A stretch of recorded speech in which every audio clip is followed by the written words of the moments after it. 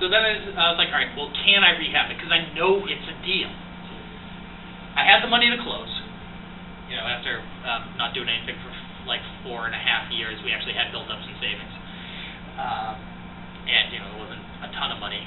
Not necessarily saying this is how you should do your deals, but, you know, it's an option. And when you don't have a lot of things going on, it's not a bad option. I was able to get the money for rehab work with your typical first-level private investors, your friends, family. So this is a big one here, is I had been working with a contractor out of Lowell, evaluating properties mostly in the Merrimack Valley area, in the greater Boston area at some point. And I just said to him, it's like, you know, I have this project out in Chicopee, do you want to take a look at it? And he was like, yeah, okay. Yay! That was my biggest holdup, was trying to find somebody who, you know, trying to find the contractors out there. So that was huge. And then I also had a couple of realtor contacts that I had made, stuff like on people I'd actually met on like Facebook and stuff. And I also got in touch with the realtor who was going to work with my original wholesale buyer. You know, he didn't mind that, and obviously she, you know, was hoping to be able to list the thing, so she had no problem talking to me. So it seemed reasonable. So I did it. So here's some before pictures. Beautiful place. You can see this beautiful wood paneling here in the bathroom, nasty old vanity. What you actually don't see is right here is the back of the shower stall. So, as you might be able to tell, I'm not the smallest dude in the world. But even like for somebody small, it was actually pretty hard to just stand in front of that sink and actually be able to use it. So it was old, ugly, dated, and just horrible layout. These kitchen cabinets look way better than they actually were. And then right there, that's actually a pass-through.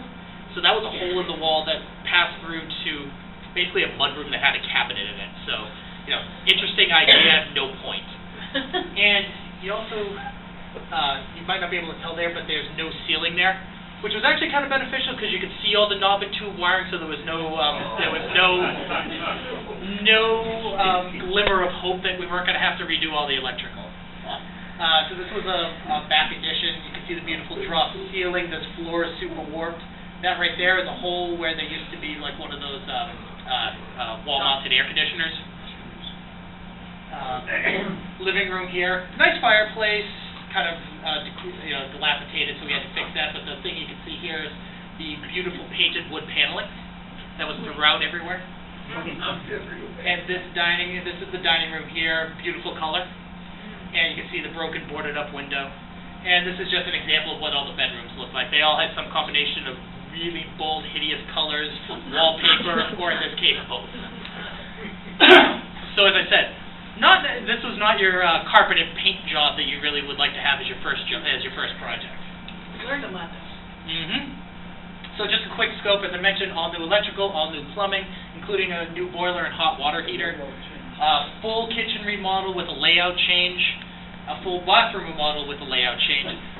For those of you who haven't done projects, that makes the remodels much more expensive when you have to change like where plumbing and electrical has to go. Didn't need a full new roof, but over that addition it needed a new roof. We didn't necessarily know that at first, but after the first good rain and all those acoustic tiles started falling down, my contractor's like, we have a problem with the roof.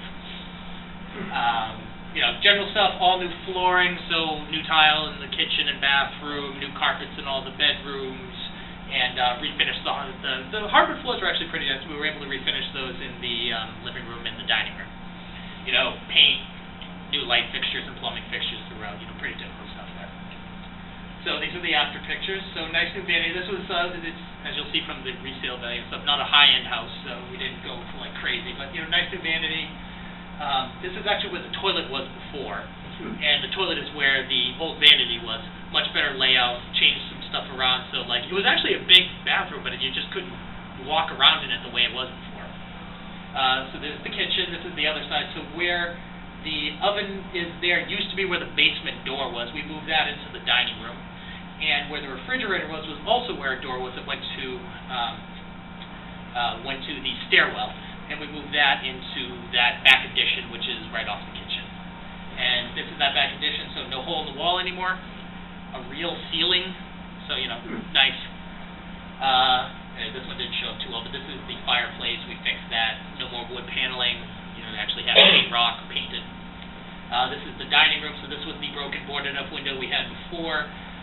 So we put in some wainscoting. There's also some proud molding you can't see there. And this is just one of the bedrooms. Again, we didn't do anything fancy, that was just carpet and paint for the most part, new fixtures. But much better than that green, yellow wallpaper thing we had before. So, that was the rehab stuff. As I mentioned in the beginning, all my degrees are in math, science, MBAs, finance, operations. So I like talking about the numbers and the processes and stuff like that. So they always say you make your money when you buy. So as I mentioned, I bought it for just over 50% list price. That doesn't necessarily mean anything, but like I said, relatively speaking, it's always better to buy half than more than half. I also had a few other profit centers here. I had not included in that price because I also had a 3% closing cost credit, so that was over $1,000, basically knocked off that price. And I worked with my own agent, so I got a commission on that too, so that was another $800+ that I got from that. I also purchased it for about 10% less than my Mayo. Again, that's generally going to be a good sign, but it depends how good your Mayo is. I'm actually going to go into some mistakes that I made, which would mean, you ever hear the GIGO, garbage in, garbage out? Yeah. So if you put in crappy numbers for your Mayo, it doesn't really matter if you're buying less than it because it doesn't mean anything. Luckily, my mistakes were more than offset by my good stuff. So it ended up working out in the end. Here's a little interesting tidbit. So it was the cheapest sale of the entire year in the city off of MLS. There could have been private sales that were more. So not a single private. Now this is not a huge house, but it wasn't tiny. It was a three bedroom, 1,400 square feet. So I mean, there were 1-bedroom houses, 2-bedroom houses that were 800 square feet and stuff that sold for more than this that were just as bad. So I'm gonna say that's certainly gonna be a good sign. The last sale that was for less than that was back in July 21st of 2010, and as of today, no sale since then has been less either. So 2 years and 4 months, this was the cheapest sale anywhere in the city. So yeah, that I'm gonna throw out there. You're generally gonna be doing pretty good on your buys if you can do that. All right, so the financials. My expenses, so my buy price, again, $34,535. My closing costs, only $231, or $232. That was, as I mentioned, I did have the closing cost credit of $1,036.05, so that reduced that number. My rehab, this includes all the change orders and stuff that I bought, the appliances, a little over $41,000. My contractor is really good. He's very good at staying on budget. This original quote was, I think, 39 or like 38, and about 1,100 of that was for the appliances, which was not in his quote. So it only went over by about $1,000, and that was only because of that roof. If we didn't have the roof, we wouldn't even have that. Taxes, $582. My insurance, just under $1,200. Utilities, $573.50 basically. And this was, so I purchased the place in September, I sold it in April, so that means I held it the entire winter, so about 3/4 of that is the gas just to heat the place at, 53 degrees throughout the winter.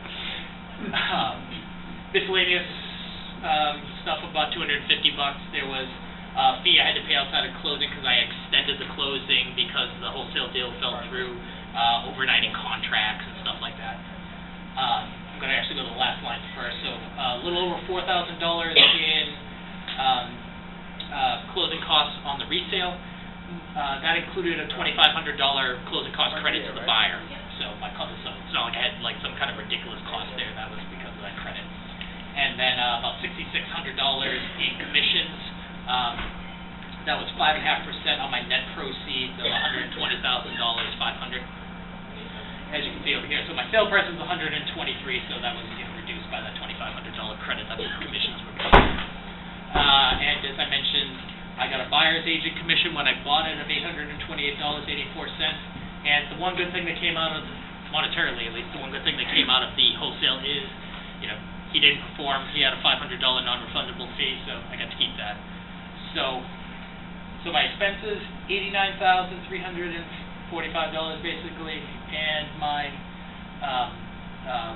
gain, $124,328.84, for gross profit of $34,984.17.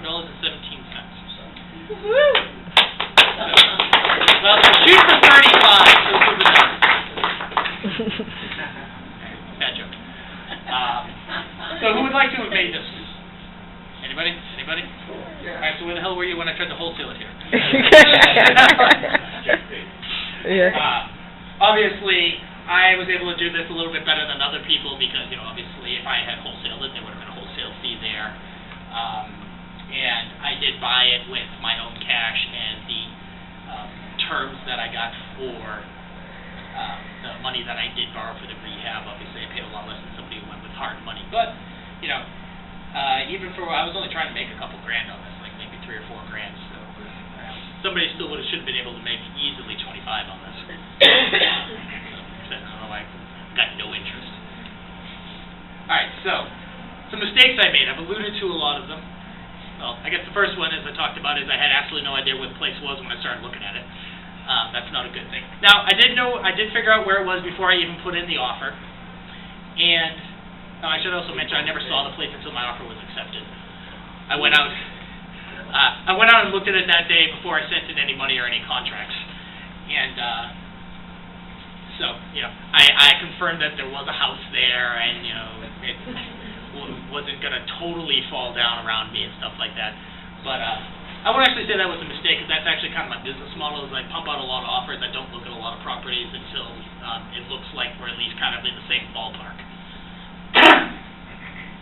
I did overestimate the ARV, and I actually did it kind of bad. This is about the worst that I've done on any of my projects, not shockingly, because it was my first one. As I mentioned, I'm an agent, so I did run MLS comps, and they look pretty good. One thing I didn't realize is that this is literally on the Springfield border. Like, if I was standing looking out my front window, the water cooler in the back there is Springfield. So it's right on the border. So when I did, my radius search, it only did this, because everything over there was a different city. So I got less comps than I would have expected. And then, this was on a busy street. Most of the stuff I got of similar sized houses were kind of like on side streets in little quiet neighborhoods, cul-de-sacs and stuff like that. I tried to adjust for it, but I definitely didn't do it enough. I talked to some local realtors. They thought I was my range was on the high side. Not wrong, but they thought, kind of I should be looking at the bottom of my range, even though I thought I was being fairly conservative. Another mistake I made is I did not get that information from the realtors until after I bought it.